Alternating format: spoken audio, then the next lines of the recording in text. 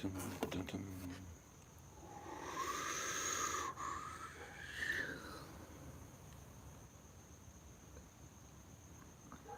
Ghosts and things that go bump in the night.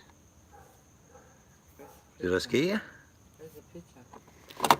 I don't know. Maybe it doesn't come up till later. Hello, hello. If anyone's there, knock 3 times if you're there. 4? What? Can't you count? I'm dead. Fair enough.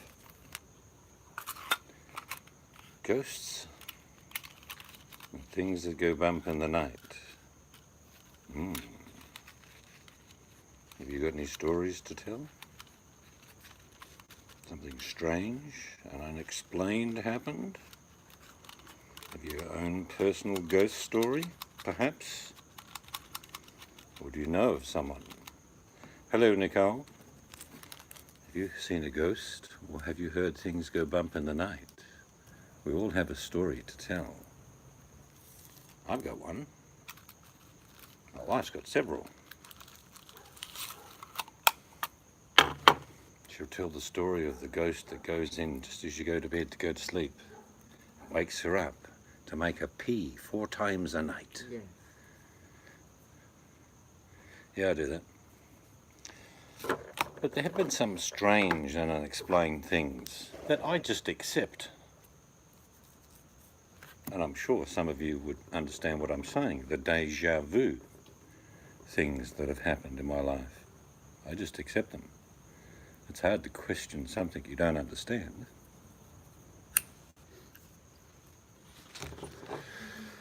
Have I seen a ghost? I think so.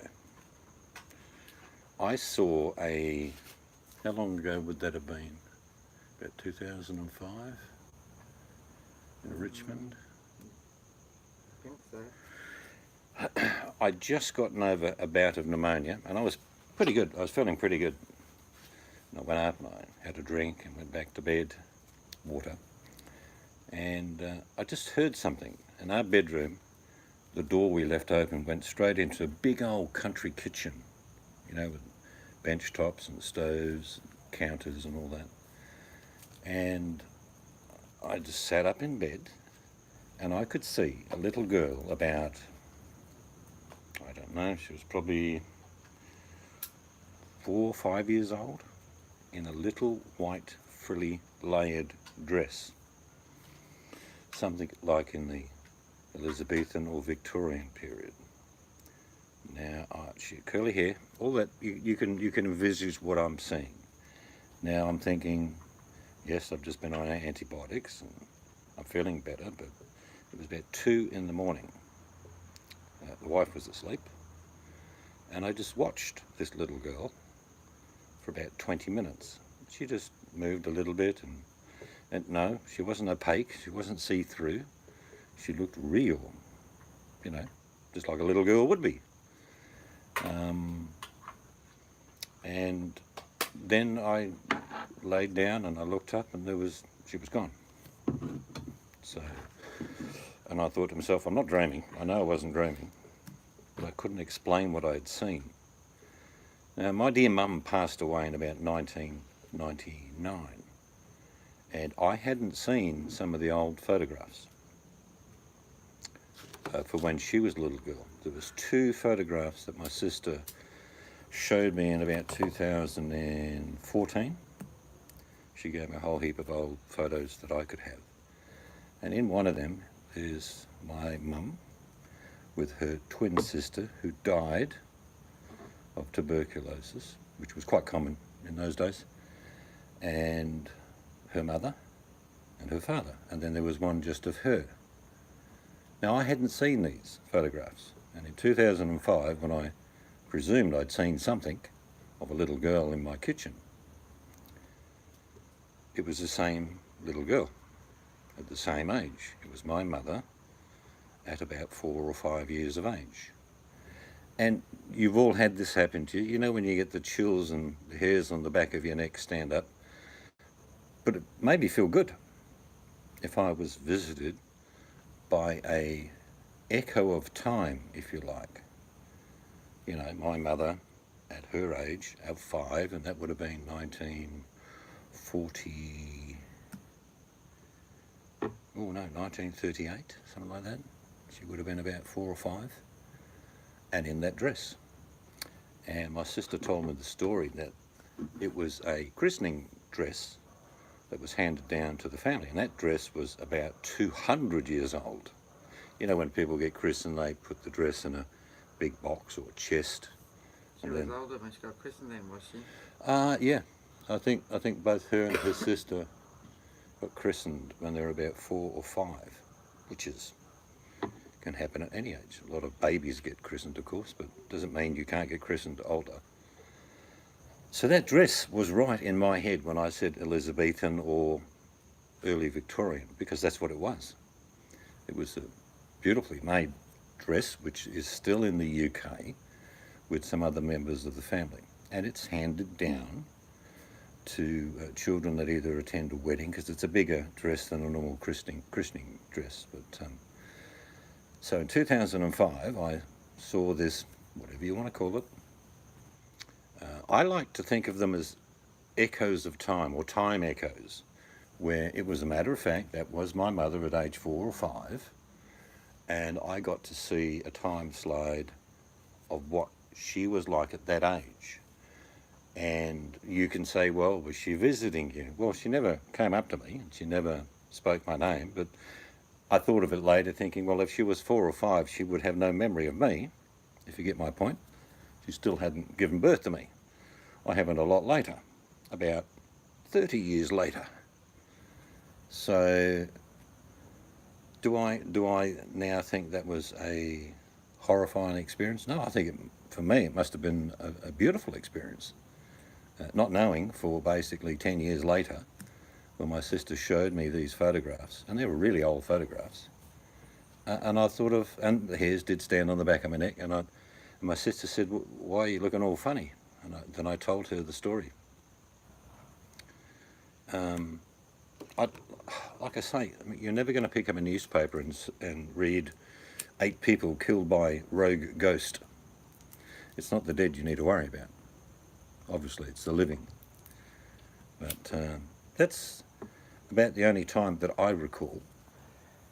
I do remember my father telling me a story that he couldn't explain. He was in the Second World War, and a friend of his who joined up but went into the Navy, and he hadn't seen. And this was demob time. It was just after the war, and in the street where they both used to live, he went down a set of stairs to go out on the main street, and this chap came up the stairs, and they briefly said, oh, you're looking good, yeah, good to see you, we'll catch up. And it was about 7 or 8 years later that someone said, no, you wouldn't have seen him.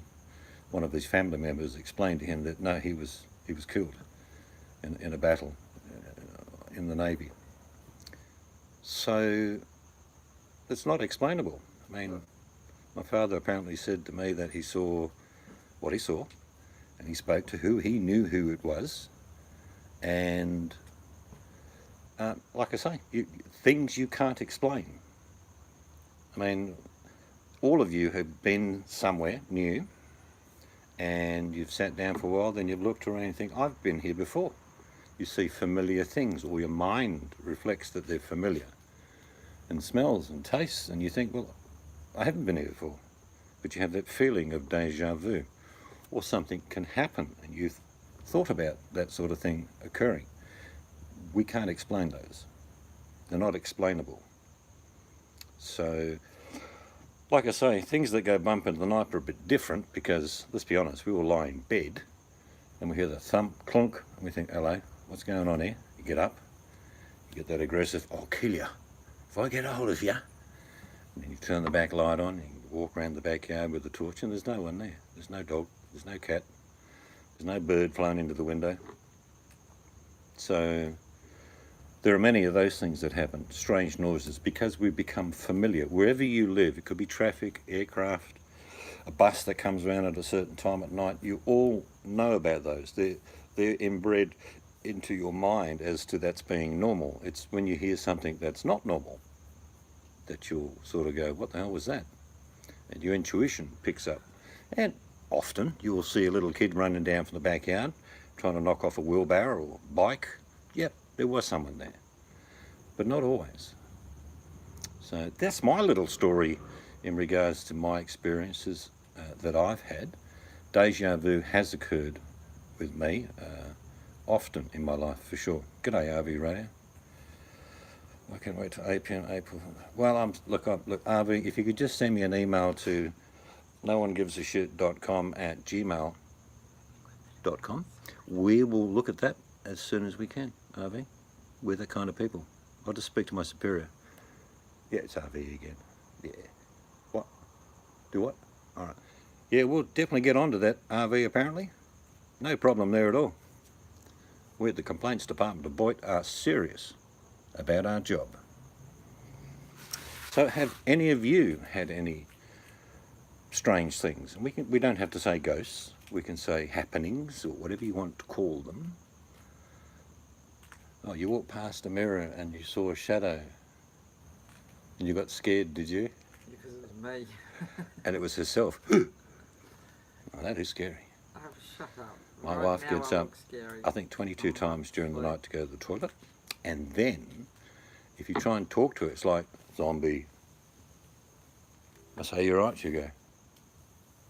I just read RV's So- comment. I don't say anymore, I just, here she goes again. Yeah, driving across the Nullarbor every 200 kilometres out she gets. I can go like 2 days just hang on, like a camel. But do any of you would like to? It's not easy. I thought I saw Elvis on YouTube last night. Well, was it one for the money, two let go, three to get ready, RV's gonna know. Is there any experiences that you're willing to share? No one will know. This won't be recorded for time on YouTube that, in 100 years' time people will go, oh, did you hear what RV said in 2019? No, none of that. No one visits my channel anyway, so you're safe. But do you have any happenings that you can't explain that have happened in your life? I've given you a couple of mine, and they're genuine. I'm not making them up. That's what I perceive. That's what my mind and my observation gives me. And the coincidence of seeing a photo years later, knowing it was my mother. But a lot of people are reluctant to talk about these sort of things because they feel like they're going to be admonished. Rujek says he saw a UFO when he was a kid. My brother-in-law years ago was in a town called Exmouth, which is way up north in Western Australia, middle of nowhere. Close down the back. What? Did you hear that? Is there something that went bump in the night? Yes, down in the bushes. You're going to should you go and investigate while I stay here in safety? No. Yeah, she won't go anywhere. But yeah, no, in Exmouth he saw 3 or 4 objects in the sky he could never explain.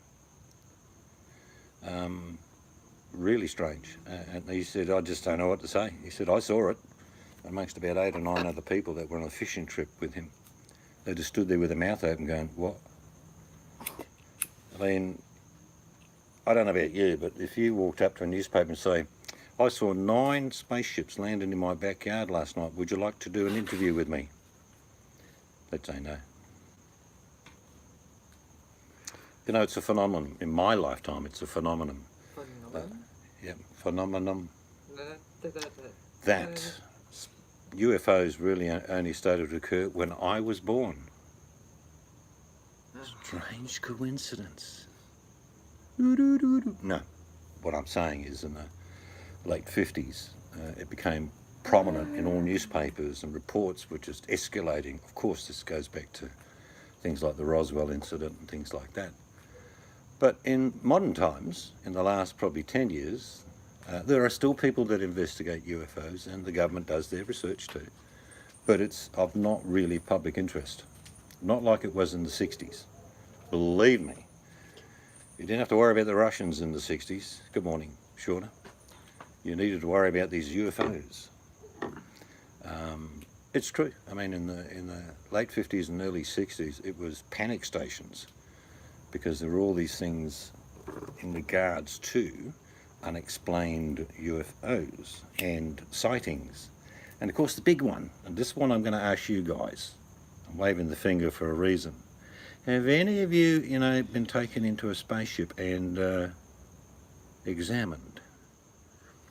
You hear some crazy stories, don't you? But grew up in a farmhouse built in 1908. Used to see ghosts in the doorways every once in a while when you turn around quickly. Yeah, it's called the corner of your eye syndrome. And it's very common that people will say, look, I stood up and swear I saw something. And truly, you may have seen something. I will never dismiss someone's claims, ever. Nicole says she cannot confirm or deny that she was anally probed. No, she says she can't deny any of that. No, I mean, it's like when you really think about it, there's lots of strange stuff in life. And I accept that I can't understand a lot of it. I'll give you one of the quandaries. When I was a young kid in school, I did a paper and I suggested to everyone to find out the facts in regards to if I had a gun that I could fire and it would go, and the bullet would go for infinity, and I just aimed up at the sky, where would it stop? It just keeps going. Is there an edge? Is there an outer part of what we don't know? It makes you wonder if we actually exist at all. If something that is not feasible in our mind, everything is tangent to us. We can touch things and we can know a distance and all those things. But if you could fire a bullet from a gun that would infinitely keep going, where would it stop? Would it come back on itself? Is one of the theories in physics, of course. And when you look at physics, it doesn't add up either. I mean, science cannot explain infinity. If the universe is infinity, it doesn't actually match up with any of the physics. Because physics are numbers and figures and facts, and like Stephen Hawking's with black holes and you name it. They're all tangible physics that can be proved to be a fact. Except, where does the universe end? You'll hear people saying, the universe is always expanding. I use alien technology by the way of reverse engineering from crash flight sources to power my radio station. Batteries not included. I remember that show. That was a good show. What was his name in that show? The little robot thing. I don't know, but that was a good show. Batteries not included. Yeah. Okay, see, it's talking about stuff beyond me. Well, we'll actually go to Studio One, and she can tell you of some, just one or two of her experiences. No. What do you mean, no? Because... Are you in denial? Yes. I have a probe here. Stop it. You got to laugh at it, even though it could be serious and we don't know. You must treat life with humour, mirth, because there's no point worrying about this stuff. Seeds on a probing mission. Ooh la. That was a good show. You got to be honest. That was a good show. Infinitely more intelligent than us are gazing on our planet. Richard Burton, great actor, very good actor. Hello, Viwu. Sounds like a BMW motorbike going past me at 300 mile an hour. Viwu. Good name. But you can't explain everything. There are things that we've seen in our lifetimes, and there are things that we have heard. Storytellers, in other words, your family members from hundreds of years ago passing down stories. You've all got them. I bet all of you could pull out, oh, my grandmother's uncle. You know what I mean? There'd be a story everywhere. And each one of us are a story. We're our own little story book. And all the pages of our memories are in us. Which I always say, people have got a book in them. You'd be surprised. And most of the best stories I've ever read are fact, not fiction. Fact is far more weirder than fiction, trust me. The unexplainable, the things that we fill in the gaps. In other words, we sort of get the picture, but then we'll fill in the gap with something that makes it work, even though we know deep down that we can't explain a lot of things.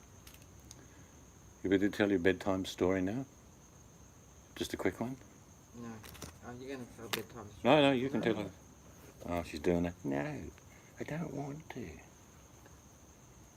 Fantastic. They're screaming out from the audience. They're all standing up doing the slow clap.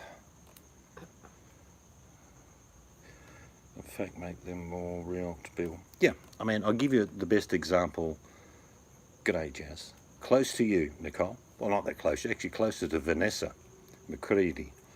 Because in the East End, when Jack the Ripper, or the story of Jack the Ripper, unfolded, this is a classic example of not understanding the whole picture, but then people fill in the gaps. You know, it could have been this doctor, could have been this policeman, etc., etc.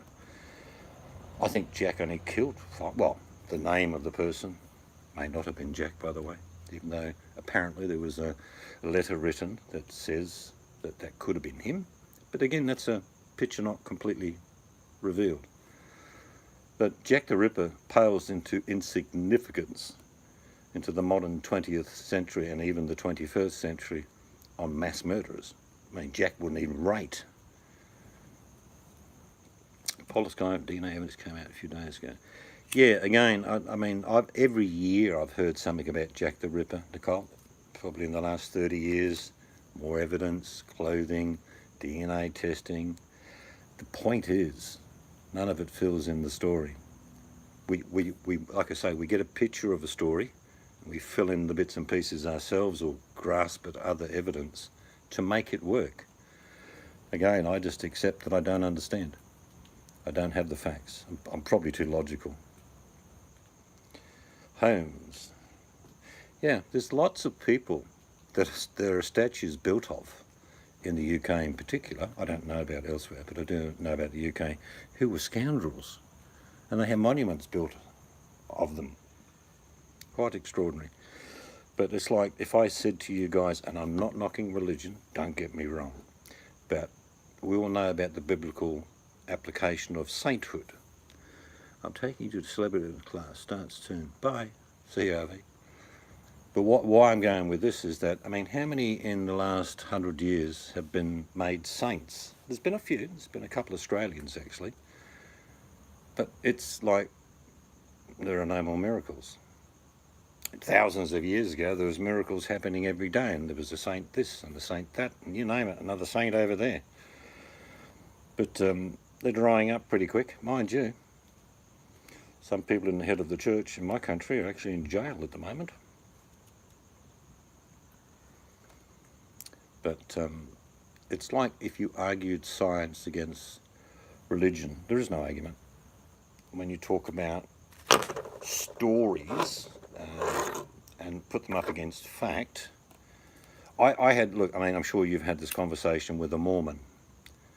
You know, they ride around in bicycles in Australia and want to come and tell you that you're going to hell, which doesn't help their cause, really, I can tell you. You come to someone's front door and say, unless you listen to me, you'll go to hell. I remember throwing two over the fence one day when I was younger. I wouldn't do that again now. Why? Because they'll probably put me back out. But I asked one of these guys, and I was very pleasant, and I said, look, I mean, I get your story, I understand it, and I've read the Bible to an extent, don't get me wrong, I'm not a total theologian, but where did dinosaurs fit in here? And it was like, they sat back in the chair and they said, yeah, man lived with dinosaurs. I said, really? Well, modern science does not agree with you.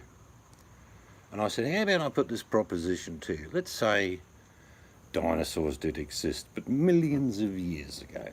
Why couldn't God have created the earth millions of years ago? And they said to me, it doesn't fit the story. And what I said about filling in the gaps? The story is 5,000 years, 6,000 years ago, whatever particular religion you look at, the earth was created 5,000 years ago. Well, modern science tells me that's not true. And when I asked that question, why couldn't God have been around millions and millions of years ago? It was like, no, because it doesn't fit the narrative. Again, I'm not taking religion, but it falls down horribly on things like dinosaurs, because, no, man didn't live with dinosaurs. We live with a modern version of one called a crocodile. It's very similar to what it was millions of years ago. But I don't have a problem with, g'day Sids, I don't have a problem with a God creating the earth millions of years ago. I have no problem with that. But it's like, no, their denial of the dinosaurs not living with men. In other words, they said dinosaurs were with men. No.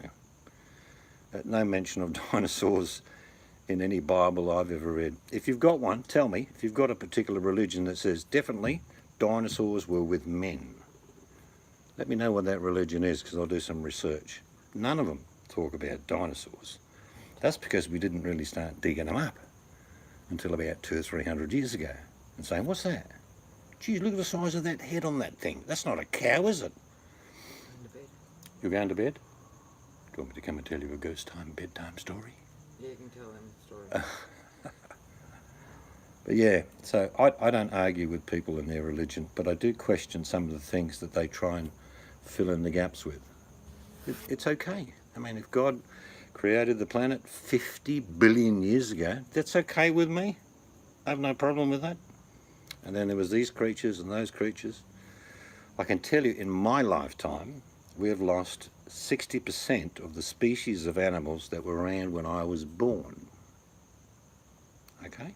That's not me making that up. That's scientific fact. And we don't need to talk about the bees, do we? Because they're disappearing. Birds, wildlife in general, and it's not because of urban spread.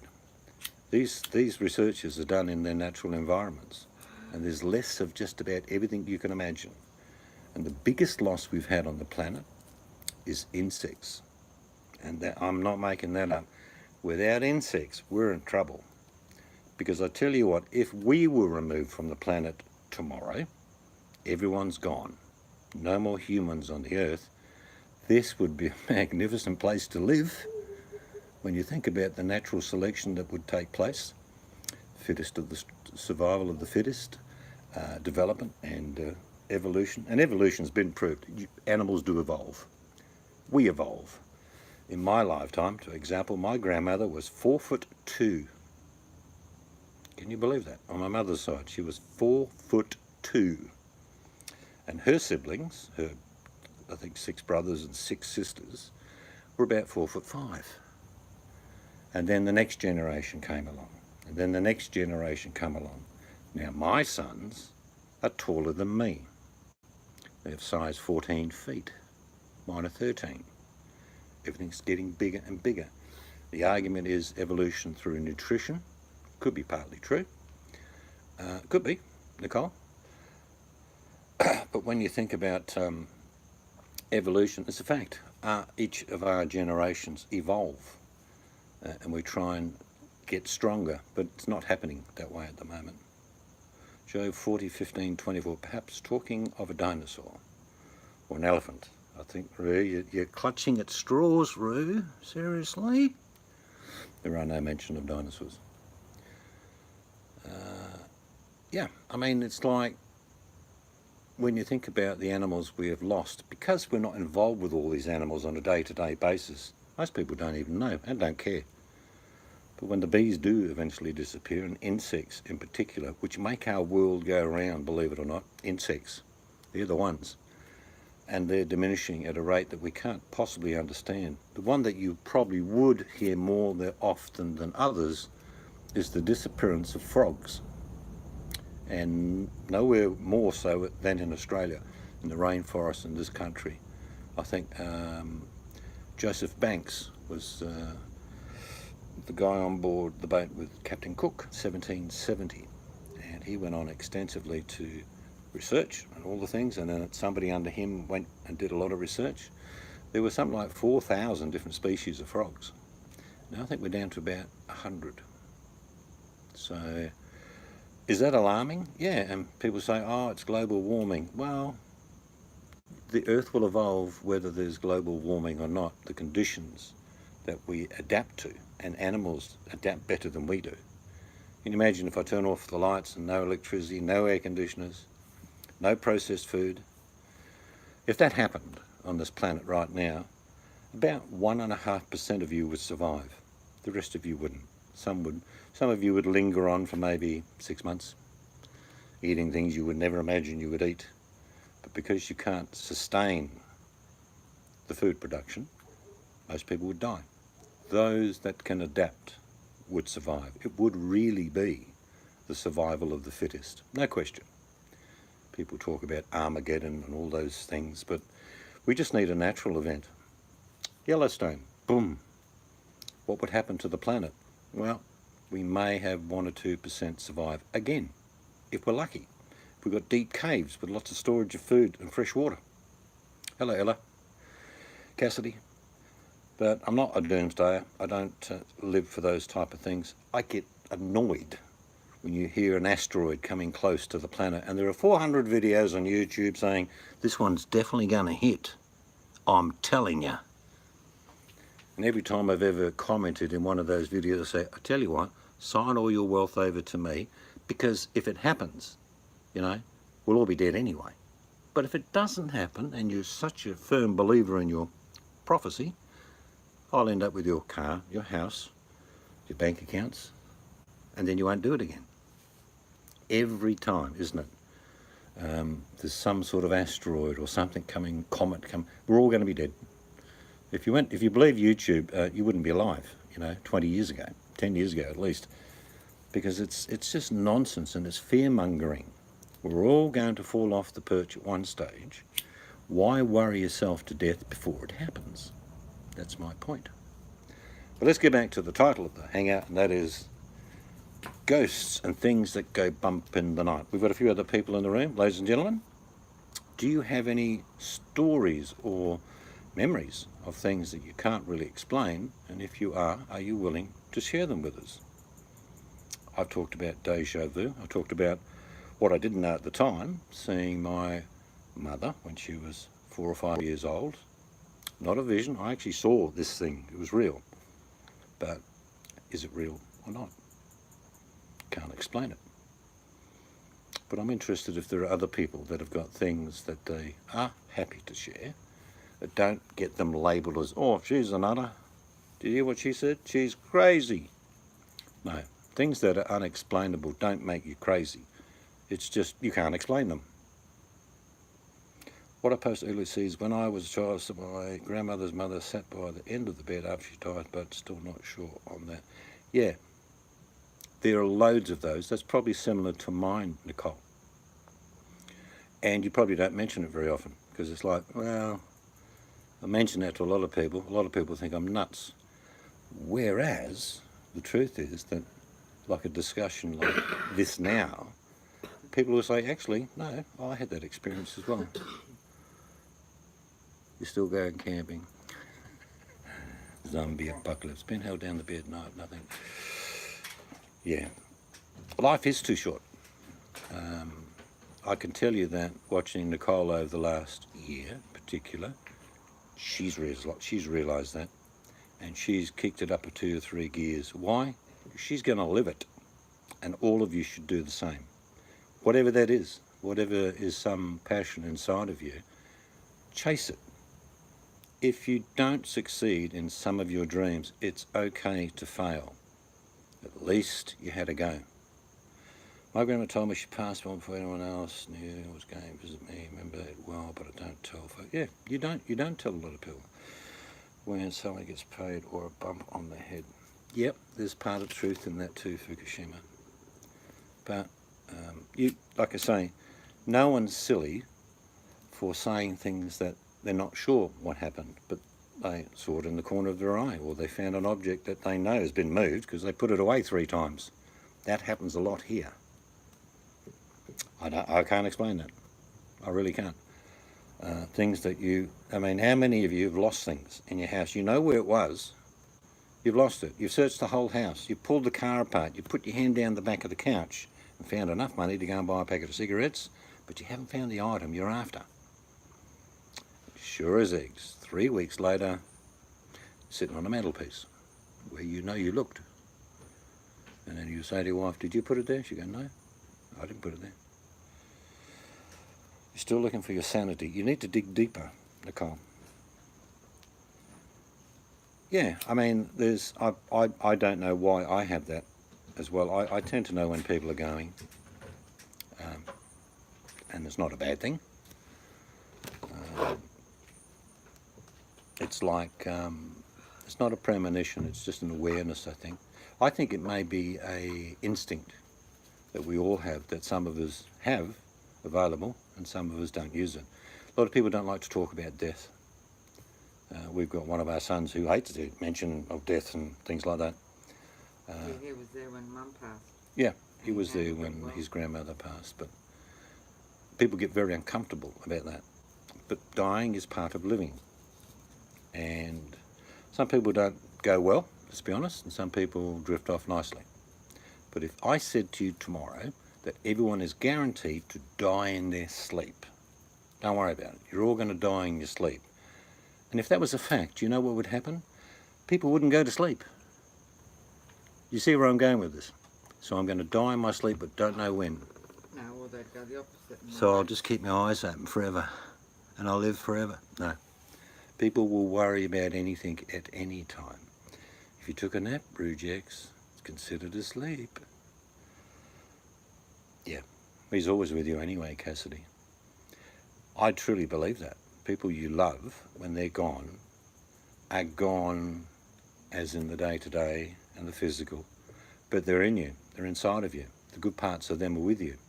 That's how things evolve within you, and you pass on some of those good traits of the people you love to others.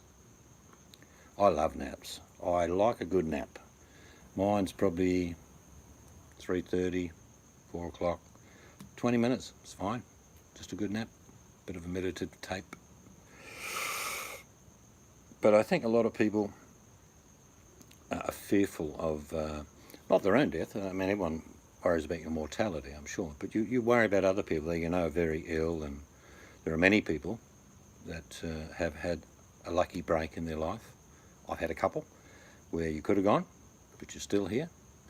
But you tend to worry more about your loved ones, like your kids. That's one of the areas, and your grandkids. You tend to worry so much, as in, like, are they safe and all those things. But yes, a nap apparently is one of the best things to do for your body anyway. It's like a booster. It's like let your body shut down for 20 or 30 minutes and gear up. It's when you don't nap and when you don't sleep well. And passed away, I woke up the next day with pinch marks on my arm. Yep, I've heard a few stories like that too, about particularly siblings, like brother and sister or sister and sister. When people have passed, there are familiar things occur, and they can only put it down to, well, you know, did you come back and do that, and move that, and you know. But you don't know, and like I say, you don't need to explain. I used to care for an old lady. When she passed, I felt her spirit leave the room, very peaceful. I feel that too, Ella. I don't know how to explain it. It's like there's pressure, and then it's. I've seen a few people pass, and every time's been the same. It's like the weight is off you as well. You've got to put the human side onto you. You know, whoever it was is no longer suffering, if that was the case. So that's a relief for you. I have a twin, the younger always knew when it was hurt. Yep, I've heard that, very common. My dad died pancreatic cancer. I sense him next to me, smell him. I'm glad you brought that up. One of the things that I experience often, and I mean often, is I smell flowers. All right, see you later, Nicole. All the best. But I do. I mean, we were in a bunker, a shed, over east while we were looking after our dear mum. And on 2 occasions, it was really strong. You smelled it once, didn't you? What's that? The flowers. Yeah. And I think it was magnolia. I'm not sure. No, Mum smelled that as well before she passed. Yeah, and I had that sensation. And then I was sitting with Mum in the lounge, and she actually one day just said, "Oh, can you smell all those flowers?" And I'm thinking, "Yeah, I can." There's no flowers in the house. So very strange. And the picture that I got, it was someone in her family from the past coming to see her before she left. I think we do have gatekeepers, is a way that I would describe it, that come to you during that time of need. And then you see how they accept what's going to happen, and it's like they've been helped to get to that point. It's very hard to let go. And I think they're one of the things that, all things that would be undone when you go. In other words, all the things that you've got that you haven't finished, and you don't, no one knows where that is, and people won't know where that is if I'm gone. All those silly little things that are not important, but to you, you feel like you're letting people down by going, and that's not the case. I'm going to check who blocked my mod. Sids, just have a beer and don't get involved with the drama. See, I had to say it, Sids. It's not important. I don't like drama because it's like chasing shadows. And if you did win, and I watch the drama community from time to time, some people declare victory, and I often wonder, what did you win? When you're fighting shadows and you win, all you're left with is a shadow. Do I make any sense at all? No. I don't? So my wife believes that people love the drama. They're in it for the drama. Some people are. That's it, Roo. Bingo. And the winner of tonight's quiz is Rujex with the only way to win is to take a nap, because everything else is not that important. Democrats do. What keeping? You're saying the Democrats take a nap. I'm interested in the next year of American politics because I have no idea who the Democrats are going to put up as a candidate. Yes, I've taken interest in politics in a long time around the globe. The American politics at the moment is, who the hell is the Democrats going to put up to combat it? I'm pretty knowledgeable in this area, and I'm thinking, I have no idea. Surely not Bernie Sanders. They're going to wheel him out in a wheelchair. There is no inspirational person that I see on either side at the moment. I don't see the Democrats coming up with a viable target. And I'm not trying to say I'm a Democrat or I'm a Republican. I'm just an observer. But, oh yeah, look, I would have voted for Dennis Kucinich years ago. Years ago. Him along with, who am I thinking of also in the Republican Party? Don't look at me because I have no idea of any of that politics. Ron Paul. Stuff. Either, you know, what I'm saying is I'd take two of them to lead the country, even though they're not together. I'd take Dennis Kucinich and Ron Paul. But that didn't happen. I mean, Ron Paul got slashed down many times. Smart man. What's the biggest thing that I always thought he was the most intelligent about? Get rid of the Reserve Bank. All it is a debtor's bank. It's private institutions printing money and charging you for the privilege. You'll never win. It's like a casino, the Reserve Bank. The house always wins. You know what I mean? When people go through these crashes and people lose their homes and their jobs and their cars, and more often than not their wives, the people in these reserve banks go, oh well, we didn't lose anything. And that's why Ron Paul never got elected. It was often observed that if he'd just kept his lips quiet about abolishing the Reserve Bank, maybe he would have been nominated. Yeah, I mean, that's gambling as well, Rujex. I mean, the one that I know will just go is Bitcoin and all the associated little coins underneath it. It's the biggest gambling game in town. I mean, what did it go up to? 20,000 or 22,000 US? I don't know where it is now. Is it 5 or 4? And why is it being held together? Because loads of people have got hold of it and they better not sell it because there'll be a big collapse. It will evaporate. Mark my words. It is simply people that own the planet will just take all that money. Thank you. Crap coin rules. Anyway, I'm not going to get political, but yep, I certainly would have gone for Dennis Kucinich and Ron Paul. Put them together, run your country. Yeah, I mean, there are lots of things that are involved with Bitcoin. You can buy things online with Bitcoin. You can invest with Bitcoin. But it's a trading value. It's not a tangible value. And I'm sorry, give me $4 million in gold next to me, and I can polish it, or give me $4 million in Bitcoin. What am I going to choose? Actually, I'll ask you that question. $4 million in solid gold, or $4 million in Bitcoin? Yep, I'm going to go anyway in a sec. All right, people, I'm going to shoot off to bed. Good to catch up with some of you. But next time, maybe you could, whoever, maybe start a hangout. I'm happy to come to your hangout and talk about those things that are unexplainable, be it UFOs, be it encounters with things you can't understand, be it the unexplainable. No, Bitcoin has no value. It's like the old saying, Rujex, it's only worth what people say it's worth. And even then, when they say it's worth something, it's not. All right, guys, have a good day. If you're just starting it, go to bed if it's late, wherever you are. And again, I always end, if there's somebody that you need to stand on their throat because they're horrible people, just stand on their throat and pull both their arms up with your hands, because you're doing them a favour.